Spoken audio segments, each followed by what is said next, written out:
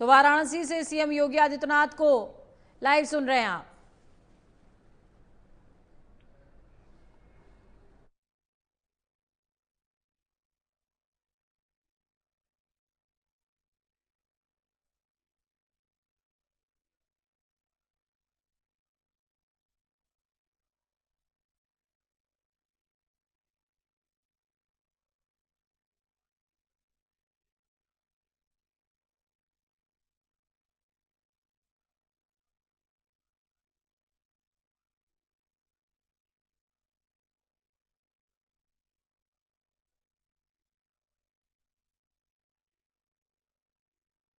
आदित्यनाथ राजधानी लखनऊ में क्या कुछ कहते नजर आ रहे हैं, आपको सुनाएंगे।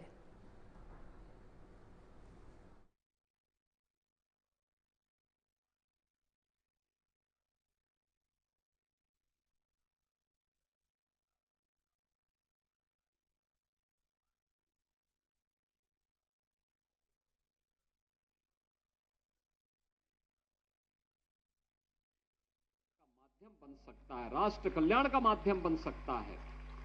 और याद करिए ना, यही बात तो जब स्वामी विवेकानंद शिकागो की धर्मसभा में गए थे, उनकी वेशभूषा को देख करके वहां के लोग हंस रहे थे, विदेशी हंस रहे थे। तब उन्होंने एक ही बात कही थी, उन्होंने कहा कि भाई देखो, मुझ पे हंसो मत, तुम्हारे यहां तो तुम्हारा टेलर मास्टर तुम्हें परफेक्ट करता है, तुम्हें ऐसे दिखाता है कि तुम्हारे पहनावे से तुम्हारी पहचान बनती है, लेकिन हमारे देश में पहनावे से नहीं, हमारे चरित्र से हमारा देश अपनी पहचान को बनाता है। चरित्र हमारे लिए महत्वपूर्ण है। और यही प्रश्न भगवान वाल्मीकि के द्वारा देवर्षि नारद से की जाती है कि चारित्र ऋण च को युक्त, कौन ऐसा व्यक्ति है जो चरित्र से युक्त है। और उसका जवाब भी उन्होंने स्वयं अपने आगे की लाइन में उन्होंने दे दिया। यानी आगे की, जब उन्होंने वाल्मीकि रामायण लिखना शुरू किया, अपने आदि काव्य को लिखना शुरू किया, उन्होंने पूरी कथा को राम पर आधारित किया। तो उनका जवाब भी था कि राम को मैंने क्यों आधार बनाया। तब उन्होंने कहा था, रामो विग्रहवान धर्म, क्योंकि राम ही साक्षात धर्म है। बहनों और भाइयों, पूरा मानव समाज कृतज्ञ है भगवान वाल्मीकि का, क्योंकि जब भी किसी भारतीय के मन में कोई संदेह पैदा होता है, वह किसी भी स्थिति में हो, वह गृहस्थ हो, वह सन्यासी हो, वह छोटा हो बड़ा हो, किसी भी उम्र का हो, हर परिस्थिति में उसके लिए एक आदर्श महर्षि वाल्मीकि ने सबके सामने रखा, और चरित्र रखा राम का, और को उन्होंने मर्यादा पुरुषोत्तम कहा। आप याद करिए, जो लोग श्री राम को गाली देते हैं, वे भगवान वाल्मीकि का अपमान करते हैं।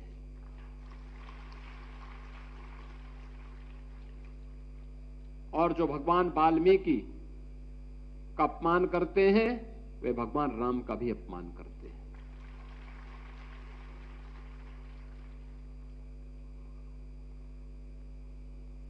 एक ऐसा माध्यम राम के ऐसे चरित्र को उन्होंने दिया जो हर काल, हर देश और हर परिस्थिति में प्रासंगिक है।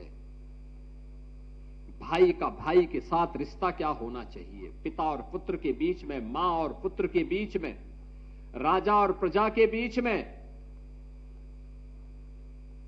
क्या संबंध होने चाहिए, क्या रिश्ते होने चाहिए, यह भाव अगर किसी ने भरा तो मर्यादा पुरुषोत्तम कह करके, यानी पुरुषों में सबसे उत्तम। और वो उत्तम क्यों? क्योंकि उन्होंने एक मर्यादा तय की है हर एक कार्य की। उस मर्यादा की लक्ष्मण रेखा को कभी राम ने उल्लंघन नहीं किया। और यह आदर्श किसी ने दिया तो भगवान वाल्मीकि ने हम सबके सामने प्रस्तुत किया। ऐसे भगवान वाल्मीकि की आज पावन प्राकट्योत्सव है, यानी पावन जयंती है। और जयंती के अवसर पर हर देव मंदिर में अखंड रामायण का पाठ चल रहा है। अखंड रामायण का पाठ भगवान वाल्मीकि की फोटो लगा करके हर श्रद्धालु, कोई भी कथावाचक होगा भारत का, वह सबसे पहली वंदना भगवान वाल्मीकि की ही करता है।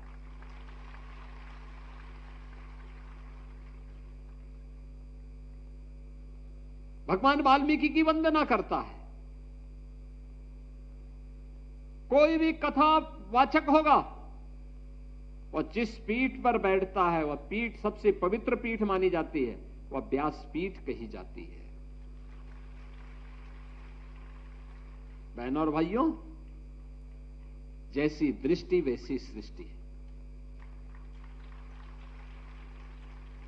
याद करिए ना, भारत को भारत कहलाने का अधिकारी बनाने वाले भारत के इन देव तुल्य ऋषियों की परंपरा ने कौन से कालखंड में समाज का मार्गदर्शन न किया हो? कौन सा कालखंड?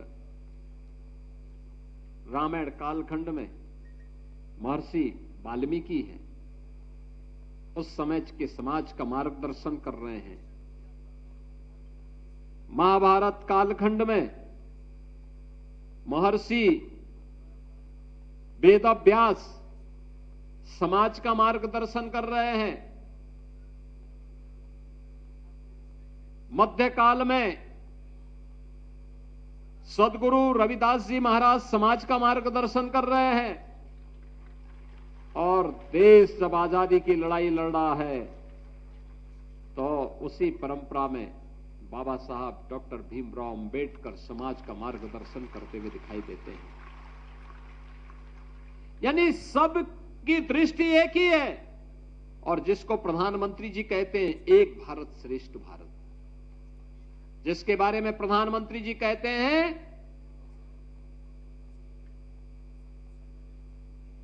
सबका साथ सबका विकास, यह दृष्टि वहीं से प्रारंभ होती है। यही तो राम राज्य है, यही राम राज्य है, जहां जाति के नाम पर, मत और मजहब के नाम पर, संप्रदाय के नाम पर कोई भेदभाव न हो। यही तो मध्यकाल में संत रामानंद जी ने कहा था कि जाति पाति पोछे नहीं कोई, हरि को भजे सो हरि का होई।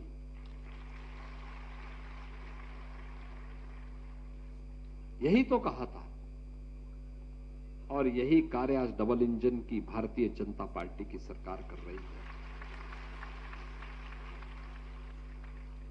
जो लोग वोट बैंक के नाम पर जातियों का सहारा ले रहे हैं, इन सब पूछिए इन लोगों से। याद करिए 2012 में जब समाजवादी पार्टी की सरकार आई थी, इन्होंने सामाजिक न्याय के इन पुरोधाओं के बने हुए स्मारकों को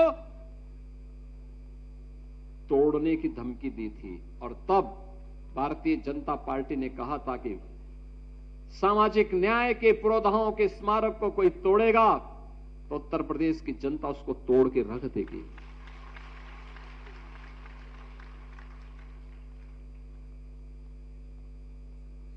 आज इनको प्रत्येक प्रेस वार्ता में बाबा साहब भीमराव अंबेडकर का नाम का स्मरण लोग करते हैं, लेकिन तब बाबा साहब भीमराव अंबेडकर के नाम पर बने हुए मेडिकल कॉलेजेस का नाम बदलते थे, बदल दिया था। कन्नौज के मेडिकल कॉलेज का नाम बाबा साहब भीमराव अंबेडकर के नाम पे था। समाजवादी पार्टी की सरकार में उस समय के मुख्यमंत्री ने बदल दिया नाम। हमारी सरकार ने फिर से नाम बाबा साहब के नाम पर किया है। लखनऊ के भाषा विश्वविद्यालय का नाम मान्यवर कांसीराम जी के नाम पे था, इन्होंने बदल दिया, समाजवादी पार्टी ने नाम। मेरठ के सहारनपुर के मेडिकल कॉलेज का नामकरण भी ऐसे सामाजिक न्याय से जुड़े हुए पुरोधाओं के नाम पर था। इन्होंने बदलने का पाप कर दिया। बहनों और भाइयों, इनके दोहरे चेहरे हैं। हर एक कार्य को वोट बैंक की दृष्टि से लोग देखते हैं। ये राम और कृष्ण का विरोध करते हैं। भगवान राम का विरोध का मतलब भगवान वाल्मीकि का विरोध, और यही तो ये लोग करते थे। कहते थे राम हुए ही नहीं, यानी इसका मतलब इन्होंने महर्षि वाल्मीकि की भी उत्पत्ति और उनके प्रकट उत्सव को भी प्रश्न चिन्ह खड़ा किया। कहते हैं कृष्ण हुए ही नहीं, यानी भगवान श्री कृष्ण के अवतार को ही इन्होंने प्रश्न के चेहरे में, प्रश्न चिन्ह के घेरे में रख करके महर्षि व्यास की भी प्रकट और उनके अवतार को भी इन्होंने प्रश्न चिन्ह के घेरे में खड़ा कर दिया। ऐसे ये लोग करते थे, हर एक के बारे में इसी प्रकार की टिप्पणी करते थे। लेकिन ये डबल इंजन की सरकार है। प्रधानमंत्री मोदी जी ने बाबा साहब भीमराव अंबेडकर से जुड़े हुए पंच तीर्थों का निर्माण कर दिया। 5 तीर्थ भगवान, यानी बाबा साहब के जन्मभूमि, जहां जन्म उनका हुआ था मऊ छावनी मध्य प्रदेश में, वहां भव्य स्मारक बनाया गया। दिल्ली में जहां उन्होंने सार्वजनिक जीवन व्यतीत किया था, वहां पे इंटरनेशनल अंबेडकर योगी बाबा साहब भीमराव अंबेडकर अंतर्राष्ट्रीय केंद्र का निर्माण किया गया। सांस्कृतिक केंद्र का निर्माण दिल्ली में। उच्च शिक्षा के लिए वे ब्रिटेन में जहां गए थे, उस भवन को जब ब्रिटेन की सरकार बेच रही थी, तो प्रधानमंत्री मोदी जी ने पहल करके उस भवन को खरीदा और भारत से जाने वाले दलित छात्रों के लिए वहां छात्रावास के साथ साथ उनके लिए स्कॉलरशिप की व्यवस्था वहां पर की। बाबा साहब ने जहां दीक्षा ली थी नागपुर में दीक्षा भूमि में भव्य स्मारक का निर्माण और चैत्य भूमि, अंतिम यात्रा जहां बाबा साहब की निकली थी, वहां पर भी एक भव्य स्मारक का निर्माण और दुनिया की सबसे बड़ी बाबा साहब की प्रतिमा की स्थापना का कार्य महाराष्ट्र की मुंबई में किया गया। याद करिए ना, अयोध्या में एयरपोर्ट का निर्माण समाजवादी पार्टी की सरकार ने नहीं किया। ये तो हम जब बना रहे थे तब भी विरोध कर रहे थे, और जब हम लोगों ने, प्रधानमंत्री जी ने जब अयोध्या एयरपोर्ट का नामकरण महर्षि वाल्मीकि के नाम पर किया, तब भी समाजवादी पार्टी विरोध कर रही थी। तब भी विरोध कर रही थी। जब भी कोई ऐसा कार्यक्रम होता, लालापुर में आप जाइए, लालापुर के आश्रम में समाजवादी पार्टी के ही गुंडे कब्जा कर रहे थे।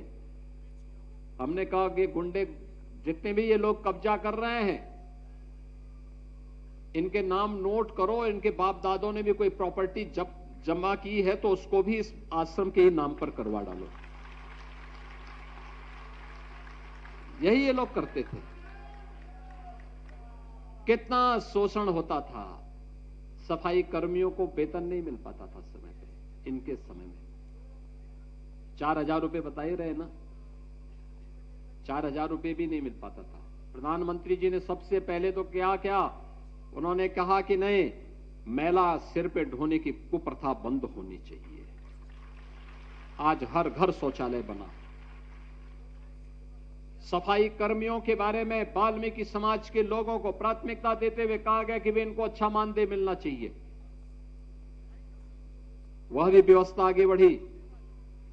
हर गांव में सामुदायिक शौचालय का निर्माण हो, उसमें जो स्वच्छता कर्मी होंगे, आज भी यहां पर तमाम स्वच्छता मित्र यहां पर आए हैं, ये बहनें आई हुई हैं, और इन लोगों को भी मानदेय देने का काम नियमित रूप से करने के लिए हम लोगों ने आदेश जारी कर दिया, नियमित रूप से कर दिया।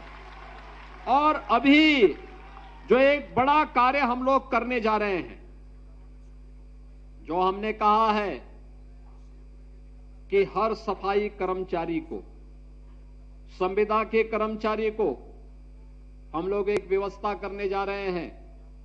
अब पैसा आउटसोर्सिंग कंपनी नहीं देगी उनके खाते में, बल्कि सरकार का कॉर्पोरेशन सीधे उनके अकाउंट में पैसा देगा।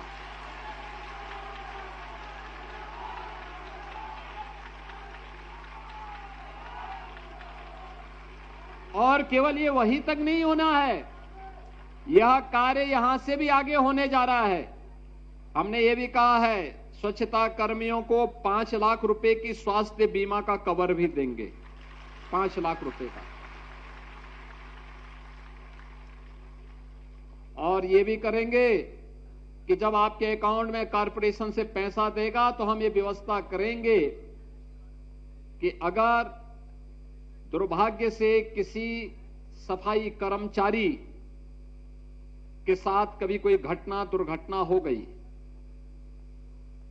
सीवर साफ करने वालों को 30 लाख रुपए व्यवस्था दी गई है अभी। यद्यपि हम उसमें मशीन का उपयोग करने जा रहे हैं, हमने अनिवार्य रूप से उसको मशीन का उपयोग करने की बात कही है।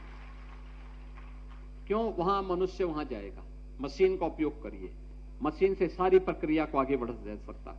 लेकिन सफाई कर्मचारी है, कहीं काम कर रहा है, किसी दुर्घटना की चपेट में आ गया है, राह चल रहा है तब भी आ गया है, या कोई आपदा की चपेट में आ गया है, तो चूंकि हम पैसा आप सीधे उसके अकाउंट में देंगे, तो बैंक के साथ हम बात करने जा रहे हैं। और वह बात ये करने जा रहे हैं कि अगर दुर्भाग्य से इस परिवार के साथ कोई दुर्घटना हो गई, तो इस परिवार को बैंक के माध्यम से 35 से 40 लाख रुपए देने की व्यवस्था भी की जानी चाहिए। हमने उत्तर प्रदेश के 80,000 होम गार्डों को ये कवर दे दिया है, और अब हम लोग सफाई कर्मचारियों को भी इस व्यवस्था के साथ जोड़ने जा रहे हैं कि जैसे पैसा हम देंगे, सारा कार्य उसके साथ जुड़ जाएगा। बहनों और भाइयों, ये इसलिए क्योंकि आपकी सुरक्षा इस समाज की सुरक्षा है। आपका सम्मान भगवान वाल्मीकि की विरासत का सम्मान है। और मैं आप सबसे भी कहूंगा, अपने बच्चों को खूब पढ़ाइए, स्कूल भेजिए, स्कूल भेजिए, अच्छी पढ़ाई लिखाई करवाइए। वे योग्य होंगे तो समाज में आगे बढ़ेंगे। अनूप प्रधान वाल्मीकि जैसे आगे बढ़ करके समाज में नेतृत्व प्रदान करेंगे। अलग अलग क्षेत्र में उनको आगे बढ़ने के लिए तैयार करना चाहिए। और कार्य कोई छोटा और बड़ा नहीं होता है। जो बात यहां पे अभी डॉक्टर दिनेश शर्मा जी ने कही कि जैसे परिवार की अभिभावक के रूप में एक मां अपने बच्चे की गंदगी साफ करती है, उसी भूमिका में आपकी भूमिका भी होती है समाज के लिए। यह आपका बड़प्पन है और आपकी महानता है कि आपने उस कार्य के साथ जुड़ करके भी कभी समाज में कोई विद्वेष का भाव पैदा नहीं होने दिया। सबके साथ खड़े होकर के समाज के लिए काम करते हैं। हर विपरीत परिस्थिति में अपमान झेलते हुए भी पर्व और त्योहारों को बेहतर तरीके से संपन्न करने के लिए कार्य किया है, क्योंकि हमारे महापुरुषों की वह प्रेरणा है। भगवान वाल्मीकि ने हम सबको समाज के लिए समर्पित होने का भाव पैदा किया है। और यही समर्पण का भाव तो एक भारत श्रेष्ठ भारत की परिकल्पना को साकार करता है। यही भाव है नेशन फर्स्ट, यानी राष्ट्र प्रथम के भाव के साथ हमें जोड़ता है। यही वो भाव है जो प्रधानमंत्री जी के द्वारा राष्ट्र प्रथम के भाव के साथ हर नागरिक को जोड़ने का काम किया जा रहा है।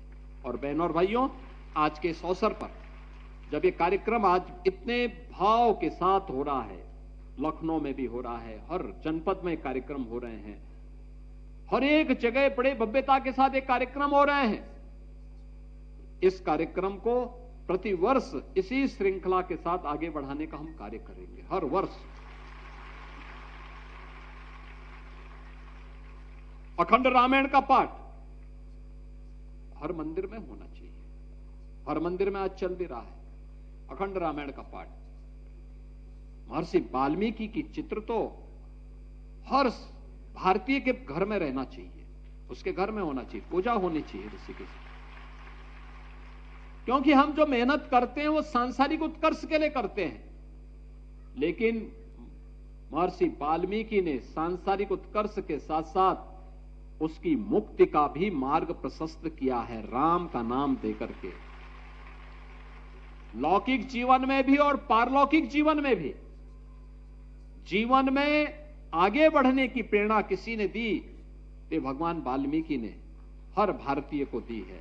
और इस अवसर पर आज जब भगवान वाल्मीकि की पावन जयंती है, मैं आप सभी का अभिनंदन करता हूं। प्रदेश भर के वाल्मीकि समुदाय से जुड़े हुए और भगवान वाल्मीकि के प्रति श्रद्धा और सम्मान का भाव रखने वाले उन सभी बहनों और भाइयों का मैं इस अवसर पर हृदय से अभिनंदन करता हूं, अपनी शुभकामनाएं देता हूं और विश्वास व्यक्त करता हूं कि भगवान वाल्मीकि के इन उच्च आदर्शों से प्रेरणा लेकर के हम एक भारत श्रेष्ठ भारत के निर्माण के लिए कार्य करेंगे। हमें इस बारे में बताना होगा। याद रखना, वाल्मीकि समाज हमारा बहुत प्रभावी समाज है और आपको ये भी बताना चाहिए, देश का पहला इंटरनेशनल एयरपोर्ट कहीं बना है तो अयोध्या में बना है, भगवान वाल्मीकि के नाम पर। राम मंदिर परिसर में जिन सप्त ऋषियों की प्रतिमा लग रही है और मंदिर बन चुका है, वह भगवान वाल्मीकि का भी एक मंदिर बना है वहां पर। ये सब बन चुके हैं, ये सभी कार्यक्रम आगे बढ़ रहे हैं और हमें इस बारे में पूरे समाज को अवगत कराना चाहिए कि देखिए, ये कार्य डबल इंजन की सरकार के समय, भारतीय जनता पार्टी की सरकार के समय हो रहे हैं। जो लोग भगवान राम पे विश्वास ही नहीं करते, राम भक्तों पे गोली चलाते हैं, उन लोगों से उम्मीद की ही नहीं जा सकती कि वे ऐसा काम करते, क्योंकि वे लोग तो वही काम करेंगे जिससे समाज में विघटन की स्थिति पैदा हो, और यही वे लोग करते रहे हैं। और इसलिए बहनों और भाइयों, आज के इस अवसर पर हम सब प्रभावी ढंग से इन कार्यक्रमों को लेकर के आगे बढ़ेंगे, इस विश्वास के साथ आप सभी लोग घर घर जाकर के एक एक व्यक्ति को अवगत कराइए। भगवान वाल्मीकि के इस महत्व के बारे में समाज को अवगत कराने की आवश्यकता है। भगवान राम के महत्व के बारे में समाज को अवगत कराने की आवश्यकता है। हमें अपनी भक्ति भाव को आगे बढ़ाना चाहिए और ये भाव जितना मजबूती के साथ आगे बढ़ेगा, समाज उतना ही सशक्त होगा और एक सशक्त समाज ही आत्मनिर्भर बनता है, वही विकसित भारत की परिकल्पना को साकार करने में योगदान दे पाएगा। आप सभी लोग उस व्यवस्था के साथ जुड़ेंगे, इस विश्वास के साथ आपको मैं आज के इस पावन दिवस की हृदय से बधाई और मंगल में शुभकामनाएं देते हुए अपनी वाणी को विराम देता हूं। धन्यवाद। जय हिंद। बहुत बहुत धन्यवाद माननीय मुख्यमंत्री महोदय। आदि कवि महर्षि वाल्मीकि का प्रकट दिवस समारोह आज इस सभागार में संपन्न हुआ है। हमें माननीय मुख्यमंत्री महोदय का आशीर्वचन मिला, हम उसके लिए उनके हृदय की अतल गहराइयों से आभारी हैं। पूरा वाल्मीकि समाज आज माननीय मुख्यमंत्री महोदय के प्रति अपना आभार प्रकट करता है और इसी के साथ महर्षि वाल्मीकि प्रकट दिवस समारोह जो इंदिरा गांधी प्रतिष्ठान के इस जुपिटर हॉल में संपन्न हुआ, यही समाप्त होता है और हम माननीय मुख्यमंत्री महोदय के प्रति हृदय से आभार प्रकट करते हैं और माननीय मुख्यमंत्री महोदय ने आज के दिन को अविस्मरणीय